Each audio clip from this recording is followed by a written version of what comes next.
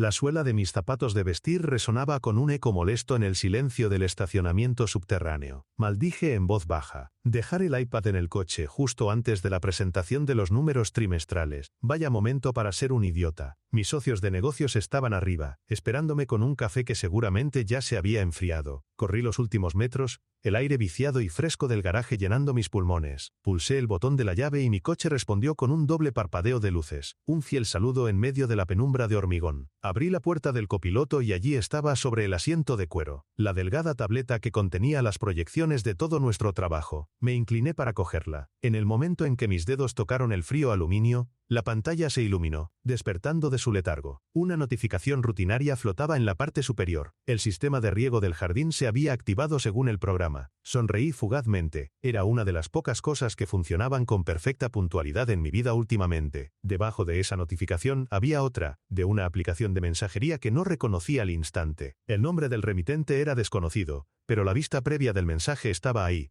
clara y brutal bajo la dura luz LED del garaje. Ya elegí el jardín de infantes para el niño cerca de ti. Leí las palabras una vez, 2 veces. No tenían sentido. Eran un conjunto de letras al azar que mi cerebro se negaba a procesar. ¿Qué niño? ¿Cerca de quién? Era como leer un idioma extranjero que una vez conocí pero que había olvidado por completo. El iPad de repente pesaba 1 tonelada. Sentí como la fuerza abandonaba mis dedos. Mis rodillas se doblaron y tuve que apoyarme en el marco de la puerta para no caer. El metal frío del coche se clavó en mi espalda. El zumbido de las luces fluorescentes del techo se convirtió en un rugido ensordecedor en mis oídos. El aire se volvió espeso, imposible de respirar. Todo se detuvo. Los socios esperando arriba, la presentación, el futuro del hotel, todo se desvaneció en una niebla gris. Solo quedaban esas palabras, grabadas a fuego en la pantalla, iluminando mi rostro en la oscuridad. El mensaje no era para mí. Cristina había dejado su cuenta abierta en el iPad familiar, y ese mensaje enviado por un hombre desconocido no era solo una frase. Era la demolición completa de mi mundo. Era la confirmación de una vida entera que ella estaba viviendo a mis espaldas. Una vida con otro hombre, una vida con un hijo. Un frío glacial se apoderó de mi pecho, un dolor tan agudo y físico que me encorvé, jadeando, con el iPad todavía brillando en mi mano como un arma humeante. El dolor se transformó en hielo, la conmoción dio paso a una calma gélida y antinatural. Mi mente, entrenada durante años para gestionar crisis en el hotel, para resolver problemas logísticos bajo presión, y para mantener la compostura frente al caos, tomó el control. Me levanté, cerré la puerta del coche con una suavidad deliberada y caminé hacia el ascensor. Ya no había presentación, ya no había socios, solo había una nueva operación que gestionar, la más crítica de mi vida. Pulsé el botón del vestíbulo y, mientras ascendía, saqué mi teléfono. No llamé a Cristina, llamé a Samuel. Necesito verte. Es una emergencia, dije, mi voz desprovista de emoción. Él no preguntó, solo me dijo dónde encontrarlo. Mi siguiente llamada fue a mi oficina, posponiendo la reunión por una emergencia familiar. Era la primera de muchas verdades a medias que tendría que decir. Cada acción era metódica, precisa. Me di cuenta de que mi experiencia gestionando un hotel me había dado las herramientas perfectas para esto. La traición no era un desastre emocional, era un fallo de seguridad en el sistema de mi vida. Y yo era el experto en seguridad. El primer paso era la evaluación de daños. ¿Qué tan profunda era la brecha? ¿Cuánto tiempo llevaba ocurriendo? ¿Qué activos estaban comprometidos? Mi generosidad, mi confianza, mis finanzas, todo era ahora una posible escena del crimen. Conduje hasta el café donde me esperaba Samuel, el iPad en el asiento del copiloto, su pantalla ahora oscura pero su presencia pesando como una lápida. Samuel, un profesor universitario cuya vida se regía por la lógica y la ética, me escuchó sin interrumpir. Le mostré el mensaje. Su rostro, normalmente sereno, se endureció. ¿Qué vas a hacer?, preguntó. Voy a descubrir la verdad, toda la verdad, respondí. Y voy a hacerlo con la misma meticulosidad con la que audito las cuentas de mi hotel. Necesito un registro de todo, cada mentira, cada inconsistencia. Samuel asintió. La información caótica necesita estructura, Maximiliano. Trátalo como un proyecto de investigación. Formula una hipótesis y busca pruebas que la confirmen o la refuten. Su consejo me ancló. Tenía razón. Esto no era sobre el corazón, era sobre los hechos. Esa noche, en casa, observé a Cristina. Su sonrisa, sus gestos de afecto, su aparente normalidad, todo era ahora parte de una actuación. Ella era una huésped en mi vida que había violado todas las reglas de la casa. Y yo, el gerente, iba a revisar su historial. Esperé a que se durmiera y comencé mi auditoría silenciosa. Empecé por lo más sencillo, las finanzas compartidas. Me senté en mi estudio, la única luz proveniente de la pantalla del portátil. Mi experiencia en contabilidad hotelera se convirtió en mi arma. Buscaba anomalías, patrones ocultos en el flujo de dinero. Durante horas, solo vi gastos normales, supermercado, facturas, ropa. Pero entonces lo encontré. Un cargo recurrente, no muy grande, a un hotel al otro lado de la ciudad. Un hotel modesto, de esos que no hacen preguntas. Se repetía cada 2 semanas, siempre en miércoles. Revisé nuestro calendario compartido. Cada uno de esos miércoles, ella tenía una cena con amigas. La mentira era tan simple, tan burda, me sentí un estúpido, pero la humillación fue rápidamente reemplazada por una resolución fría. Este era el primer hilo, la primera pieza de evidencia documentada. Guardé una copia de los extractos bancarios en una unidad encriptada. El plan requería 3 pasos. Primero, establecer un patrón de comportamiento. Segundo, reunir pruebas irrefutables de cada engaño. Y finalmente, entender el alcance total de la operación. Esa noche, mientras yacía en la cama junto a ella, su respiración tranquila y rítmica, me di cuenta de que ya no estaba junto a mi esposa. Estaba durmiendo junto a un adversario, y la batalla por mi vida acababa de comenzar. La primera gran revelación no tardó en llegar. Rastreando el nombre del hotel y las fechas, encontré una reseña online.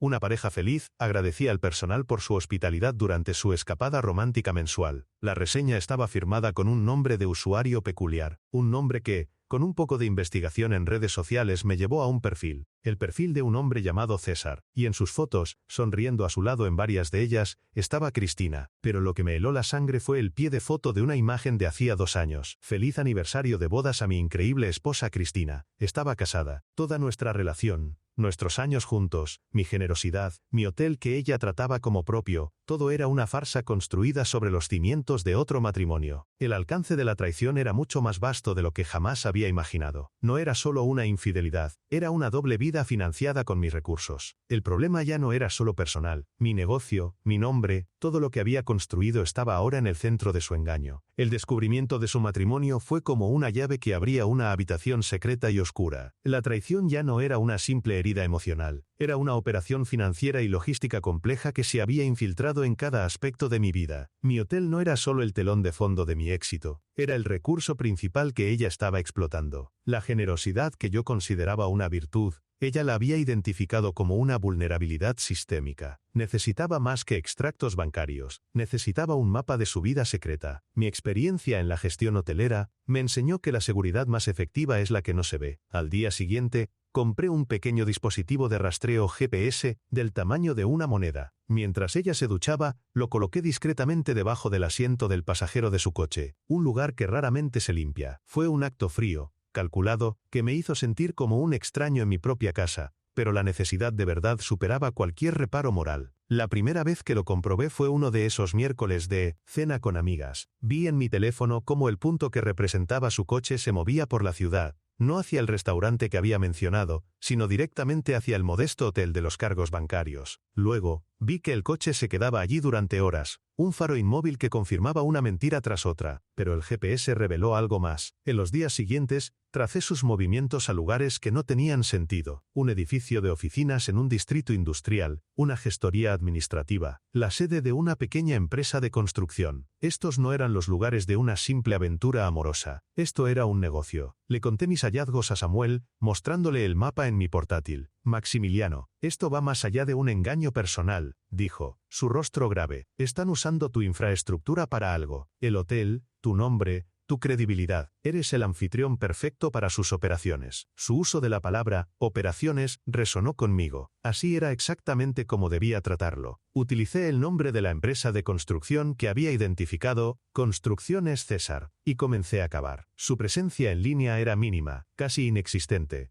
lo cual era una bandera roja en sí misma. Pero mi hotel tiene una lista de proveedores y contratistas aprobados, y yo conozco los entresijos de los permisos y las licencias municipales. Me di cuenta de que mi habilidad profesional para investigar a fondo a los socios comerciales podía ser usada para desmantelar su vida secreta. Hice una búsqueda en el registro público de la ciudad, y ahí estaba, una serie de permisos de obra menor, aprobados recientemente para pequeñas remodelaciones en varios locales comerciales. El contratista listado era Construcciones César, y el solicitante el que prestaba su credencial y su reputación para validar el proyecto era mi hotel. Mi nombre estaba en esos documentos. Habían falsificado mi firma. El aire abandonó mis pulmones. Cristina no solo me estaba robando dinero para financiar su doble vida, ella y su esposo legal estaban usando mi negocio como fachada para sus chanchullos, implicándome en un fraude de permisos. Cada documento falsificado era un ladrillo más en la pared que me separaba de la ruina legal y financiera. La rabia que sentí fue fría y afilada. Estaban poniendo en riesgo todo lo que había construido con mi sudor y sacrificio. Ahora tenía un objetivo claro: no solo exponer la infidelidad, sino proteger mi hotel y mi nombre. Necesitaba pruebas irrefutables de la falsificación. La gestión hotelera es, en gran medida, la gestión de la documentación. Sabía exactamente dónde buscar. Accedí a los servidores del hotel de forma remota, buscando en los archivos digitales cualquier comunicación relacionada con estos proyectos. No encontré nada. No había correos electrónicos, ni facturas, ni contratos. Eso en sí mismo era una prueba. No había rastro de una relación comercial legítima. El siguiente paso era obtener los documentos físicos. Fingiendo una auditoría interna de rutina, solicité al ayuntamiento copias de todos los permisos de construcción recientes asociados a mi hotel. Era un procedimiento normal.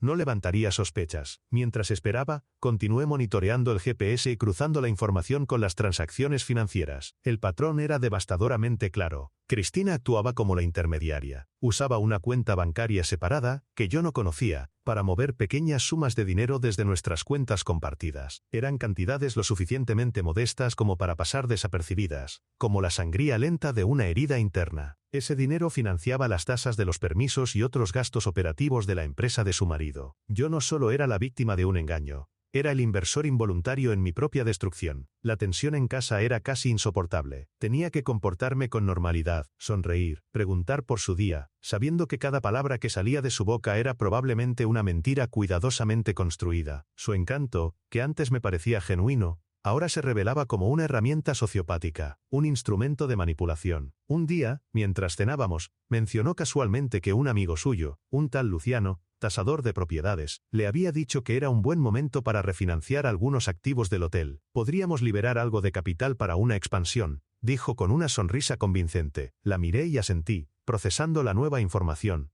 Un tasador, otro jugador en este tablero de ajedrez. Guardé el nombre. Todo era una pieza del rompecabezas. Sabía que estaba construyendo sutilmente una narrativa para manipularme hacia un movimiento financiero que los beneficiaría. Pero yo ya no era un participante en su juego. Era el observador que registraba cada movimiento. La semana siguiente, llegaron los documentos del ayuntamiento. Los extendí sobre la mesa de mi estudio. Allí estaba, en papel oficial, la prueba de su fraude. Y la firma, al lado del nombre de mi hotel, era una imitación torpe de la mía. La ira se mezcló con una extraña sensación de triunfo. Tenía el arma que necesitaba. La traición ya no era una sospecha. Era un hecho documentado. La red que habían tejido era más grande y peligrosa de lo que había imaginado. Pero ahora tenía el mapa. La investigación había escalado de un drama personal a una conspiración criminal. Y yo estaba en el centro, con mi futuro pendiendo de un hilo. Con la carpeta de documentos falsificados en mi poder, el juego había cambiado. Ya no se trataba de confrontar a una esposa infiel, sino de desmantelar una empresa criminal que operaba desde el corazón de mi vida. Cada pieza de evidencia, los extractos bancarios, los registros del GPS,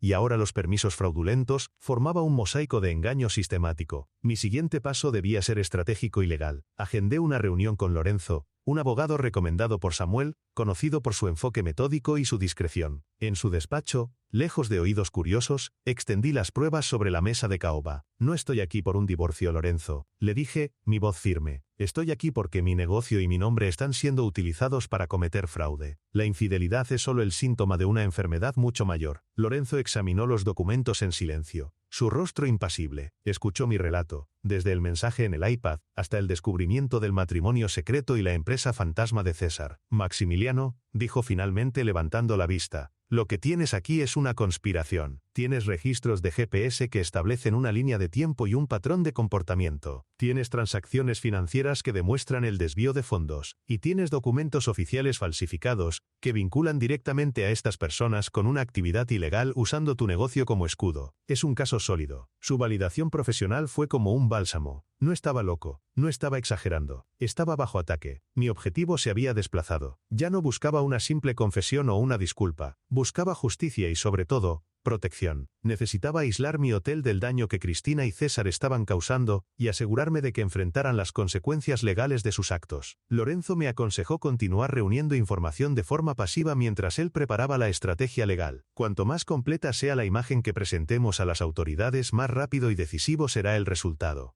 Necesitamos entender el alcance total de su operación financiera. Recordé la mención de Cristina sobre Luciano, el tasador. Le di el nombre a Lorenzo, quien prometió investigarlo. Mientras tanto, yo tenía una herramienta más a mi disposición, una que venía directamente de mi experiencia como hotelero. El análisis de datos de comunicación. Sabía que acceder a sus mensajes personales era ilegal y podría comprometer mi caso. Sin embargo, el iPad familiar estaba bajo mi nombre y la cuenta de mensajería de Cristina seguía abierta. Consulté con Lorenzo, quien me advirtió de los riesgos, pero admitió que cualquier información encontrada podría guiar nuestra investigación, aunque no fuera directamente admisible. Esa noche, abrí de nuevo la aplicación de mensajería. Lo que encontré fue un torrente de comunicaciones entre Cristina y César que se remontaban a años. Hablaban de mí con un desdén escalofriante, refiriéndose a mí como el cajero o el generoso idiota. Discutían abiertamente cómo manipular mis emociones para extraer más fondos. Vi planes detallados para desviar dinero de las renovaciones del hotel, conversaciones sobre la venta de activos que yo poseía, y lo más alarmante, una serie de mensajes con Luciano, el tasador. Aquí es donde el nuevo obstáculo, la verdadera naturaleza de su plan, se reveló en toda su magnitud. No solo estaban cometiendo un fraude de permisos a pequeña escala, estaban planeando el golpe final. Cristina, César y Luciano habían conspirado para inflar fraudulentamente el valor de una propiedad comercial que yo poseía conjuntamente con un antiguo socio. La idea era utilizar esa tasación inflada para asegurar un préstamo masivo a mi nombre, sin mi conocimiento. El dinero se desviaría a sus cuentas, y yo quedaría atrapado con una deuda impagable, garantizada por una propiedad que valía una fracción del préstamo.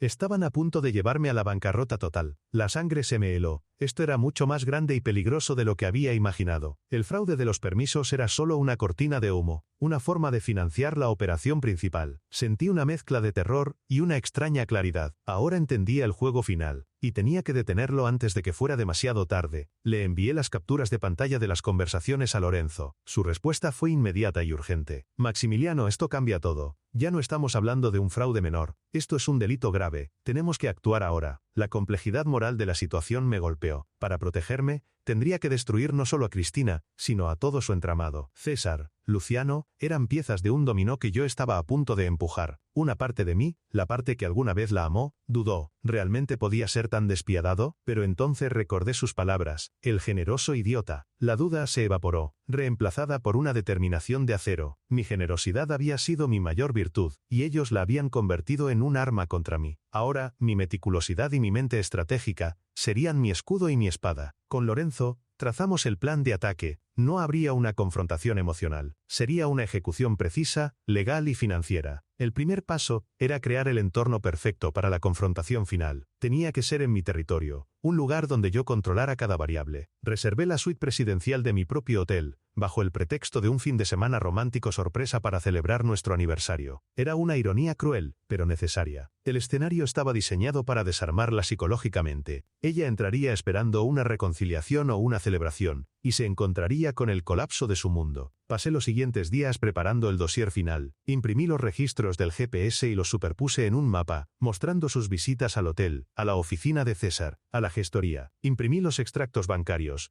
resaltando cada transferencia sospechosa. Imprimí los permisos de construcción falsificados, con la firma imitada en un círculo rojo. Y, finalmente, imprimí las transcripciones de sus mensajes con César y Luciano, la prueba irrefutable de la conspiración para el fraude del préstamo. Cada página era un clavo en el ataúd de su engaño. El día de la confrontación, me senté en la lujosa suite, la carpeta con las pruebas sobre la mesa de centro. No sentía nervios, solo una calma absoluta. El gerente del hotel estaba a punto de realizar el desalojo más importante de su carrera. La víctima se había convertido en el cazador, y la presa estaba a punto de entrar en la trampa. La puerta de la suite se abrió con un suave clic. Cristina entró, su rostro iluminado por una sonrisa radiante. Llevaba un vestido elegante, el que le había regalado en su último cumpleaños. «Maxi, ¿qué es todo esto? Es maravilloso», dijo. dejando su bolso y mirando alrededor del opulento salón. Mis socios me habrían felicitado por la presentación. La iluminación era tenue. Había una botella de champán enfriándose en una cubitera y música suave sonaba de fondo. Era el escenario perfecto para una trampa. «Hola Cristina, siéntate por favor», dije. Mi tono era tranquilo, casi neutro. Mi calma pareció desconcertarla más que cualquier grito. Se sentó en el sofá frente a mí, su sonrisa vacilando por primera vez. No dije nada más. Simplemente abrí la carpeta que estaba sobre la mesa y deslicé la primera hoja hacia ella. Era el mapa, con la ruta del GPS marcada en rojo, mostrando sus viajes recurrentes al hotel de César. Sus ojos se abrieron de par en par. Intentó hablar pero las palabras no le salieron. «Reconozco el patrón», continué, mi voz cortando el silencio. «Como gerente, sé que la consistencia es clave, y tú has sido muy consistente». Deslicé la siguiente página, los extractos bancarios con los cargos del hotel resaltados. Su rostro palideció. «Maxi, ¿puedo explicarlo?», empezó a decir, su voz temblorosa. «No, no puedes», la interrumpí, deslizando la copia de su acta de matrimonio con César. Un pequeño sollozo se le escapó. Era el sonido de la primera muralla derrumbándose. Pero yo sabía que la verdadera batalla apenas comenzaba. La Cristina acorralada era la más peligrosa. «Así que estás casada», dije, no como una pregunta sino como una declaración de hechos, «y has estado usando mis recursos para financiar tu vida con él». Entonces, su miedo se transformó en desafío. Su columna se enderezó. «No sabes nada, Maximiliano. Cometes un error si crees que puedes arrinconarme». Fue entonces cuando supe que no se derrumbaría. En lugar de eso, lanzó su contraataque, su gran revelación, creyendo que era su carta ganadora. «Hablando de finanzas», dijo con una sonrisa venenosa, «quizás deberías revisar el estado del préstamo que sacaste para la propiedad de la calle Roble. Luciano me dijo que el banco está a punto de ejecutar la garantía. Qué lástima. Parece que tu generosidad te ha llevado a la ruina». Ella esperaba que el pánico me paralizara. Esperaba que la noticia de la ruina financiera inminente me hiciera suplicar, negociar, pero yo ya conocía cada detalle de su plan. Su amenaza era una bala que ya había esquivado. La miré fijamente y sonreí por primera vez esa noche. Una sonrisa sin calidez, sin alegría. Era la sonrisa de un jugador de ajedrez que ve el jaque mate a 10 movimientos de distancia. «El fraude del préstamo», dije con calma. «Una jugada audaz. Inflar la tasación, falsificar mi firma en la solicitud, desviar los fondos, fue un plan casi perfecto». Deslicé la última pila de papeles sobre la mesa. Las transcripciones de sus mensajes con César y Luciano, detallando cada paso de la conspiración. El color desapareció por completo de su rostro. Ahora entendía que yo no estaba descubriendo su plan, se lo estaba exponiendo. «Intentaste usar mi generosidad como un arma, Cristina, pero subestimaste lo que un buen gerente puede descubrir cuando su negocio está bajo amenaza», le expliqué. «Mi experiencia no es solo servir café a los huéspedes, es la gestión de riesgos, el análisis de datos, la documentación forense. Has estado viviendo en mi mundo, jugando con mis reglas, y ni siquiera te diste cuenta». Intentó farolear. Amenazó con contrademandas, con humillación pública, con arruinar mi reputación. Pero sus amenazas eran vacías. «Lorenzo, mi abogado, presentó esta mañana una denuncia penal formal por conspiración para cometer fraude, falsificación y malversación», le informé, mi voz implacable. «La denuncia te nombra a ti, a César y a Luciano. El banco ya ha sido notificado, y su departamento de fraudes ha congelado los fondos. Tu plan no solo ha fallado, sino que ha creado un rastro de pruebas que os llevará a todos a la cárcel». Su fachada sociopática finalmente se resquebrajó. El pánico en sus ojos era real. El cazador se había convertido en la presa. Pero mi plan no terminaba ahí. La justicia legal sería lenta. Yo quería que sintiera una consecuencia inmediata, una que entendiera a nivel personal. Saqué mi teléfono. «Hay una cosa más», dije. Hice una llamada rápida. «Adelante», dije al auricular y colgué. «Como sabes, como mi pareja, estabas incluida en la póliza de seguro médico de mi empresa. Un beneficio muy generoso». Una notificación entró en su teléfono. La miró y su mandíbula cayó. Era un correo electrónico oficial de la aseguradora. «Con la presentación legal de nuestra separación y las pruebas de actividad fraudulenta, tu cobertura ha sido terminada, con efecto inmediato. Espero que tú y César tengáis un buen plan de respaldo». Sabía por sus conversaciones que ella dependía de ese seguro para una condición médica preexistente. Mi golpe no fue solo legal, fue administrativo, preciso y personal. Le quité la red de seguridad que daba por sentada. Ver su vida de seguridad calculada empezar a desmoronarse fue el primer atisbo de verdadera justicia. En las semanas siguientes, la historia del fraude se filtró, pero no de la manera que ella habría esperado. La narrativa no fue la del empresario engañado y arruinado. Gracias a la rápida acción de Lorenzo, la historia fue sobre cómo un hotelero astuto descubrió y desmanteló una red criminal que intentaba explotar a los negocios locales. Mi reputación, en lugar de sufrir, se fortaleció. Me veían como un hombre íntegro que había protegido lo suyo con inteligencia y determinación. La verdadera sorpresa llegó un mes después. La Asociación de Comerciantes Locales, de la que siempre había sido un miembro activo y generoso, organizó una ceremonia. Pensé que era para discutir la situación, pero en su lugar, me entregaron un premio por mi contribución a la integridad y seguridad de la comunidad empresarial. Mientras sostenía el premio, rodeado de gente que me ofrecía su apoyo y nuevas oportunidades de negocio, sentí el peso de los últimos meses disolverse. Cristina, César y Luciano estaban enredados en un costoso proceso legal que los consumiría por años. Ella enfrentaba la vida sin mi red de seguridad, obligada a reconstruir todo desde cero. Yo, en cambio, estaba libre. Miré hacia mi hotel, el edificio que había sido el escenario de mi mayor traición. Ya no lo veía como un lugar de recuerdos dolorosos, lo veía como un testimonio de mi resiliencia. Tenía una decisión que tomar: venderlo todo y empezar de nuevo en otro lugar, o quedarme y reconstruir, más fuerte que antes. Por primera vez en mucho tiempo, el futuro era completamente mío, y yo era el único gerente a cargo.